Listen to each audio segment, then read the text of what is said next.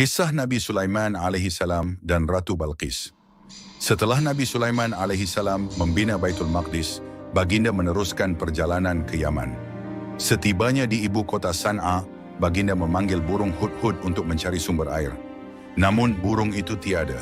Nabi Sulaiman marah dan mengancam akan menghukumnya jika tiada alasan yang jelas. Tidak lama kemudian, hudhud datang dengan ketakutan dan berkata, "Aku telah menjelajah sebuah negeri bernama Saba yang diperintah oleh seorang ratu hebat. Aku melihat rakyatnya hidup mewah, tetapi mereka menyembah matahari dan bukannya Allah. Syaitan telah menyesatkan mereka." Mendengar laporan itu, Nabi Sulaiman memberi peluang kepada hudhud dan menyuruhnya menghantar sepucuk surat kepada Ratu Balqis. Surat itu berbunyi, "Dengan nama Allah yang Maha Pengasih lagi Maha Penyayang. Janganlah engkau bersikap sombong terhadapku. Datanglah kepadaku dengan berserah diri." Setelah membaca surat itu, Ratu Balqis mengumpulkan pembesar dan penasihat. Para pembesar berkata, "Kami bersedia berperang untuk mempertahankan kerajaanmu, tetapi keputusan tetap di tanganmu." Namun Balqis memilih jalan damai. Dia berpendapat bahwa peperangan hanya akan membawa kehancuran. Oleh itu dia menghantar hadiah berharga kepada Nabi Sulaiman untuk melihat bagaimana baginda akan bertindak balas. Burung hudhud kembali kepada Nabi Sulaiman dengan berita tentang rancangan Balqis. Baginda lalu mempersiapkan istananya dengan keindahan yang luar biasa untuk menyambut utusan Balqis. Apabila utusan itu tiba dan menyerahkan hadiah, Nabi Sulaiman berkata, "Kembalilah kepada ratumu. Aku tidak memerlukan harta ini kerana Allah telah memberikan aku kekuasaan yang jauh lebih besar. Jika Balqis tidak mau tunduk, aku akan mengirimkan pasukan yang tidak akan dapat dikalahkan."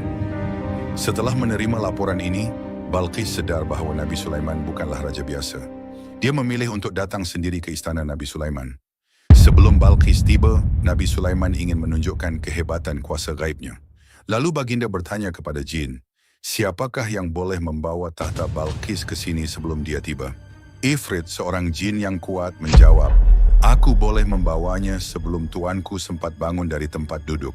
Namun seorang yang memiliki ilmu yang tinggi berkata, "Aku boleh membawanya dalam sekelip mata."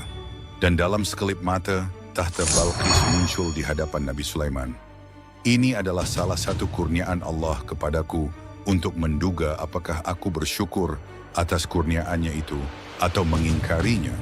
Kerana barang siapa bersyukur, maka itu adalah semata-mata untuk kebaikan dirinya sendiri.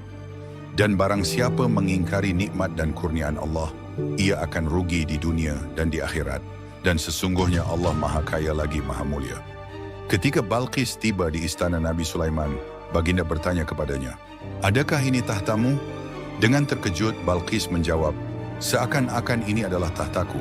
Sementara Balqis berada dalam keadaan terkejut dan kehairan melihat tahta kerajaannya sudah berpindah ke istana Sulaiman, ia dibawa masuk ke dalam sebuah ruangan yang telah dibina pada awalnya. Lantai dan dinding-dindingnya terbuat dari kaca putih. Balqis segera menyingkapkan pakaiannya ke atas betisnya ketika berada dalam ruangan itu, mengira bahawa ia berada di atas sebuah kolam air yang dapat membasahi tubuh dan pakaiannya. Nabi Sulaiman berkata, "Ini bukan air, tetapi kaca yang digilap sangat halus." Terpegun dengan keajaiban yang dilihatnya, Balqis pun berkata, "Ya Allah, aku telah tersesat selama ini. Aku menyerah diri kepada Sulaiman dan Tuhan semesta alam." Menurut beberapa ahli tafsir, Balqis akhirnya berkahwin dengan Nabi Sulaiman. Dan mereka mendapat seorang putra. Keturunan mereka dikatakan memerintah di Ethiopia. Abi Sulaiman wafat dalam keadaan duduk di kerusi dengan memegang tongkat sambil mengawasi dan memerhatikan jin yang bekerja.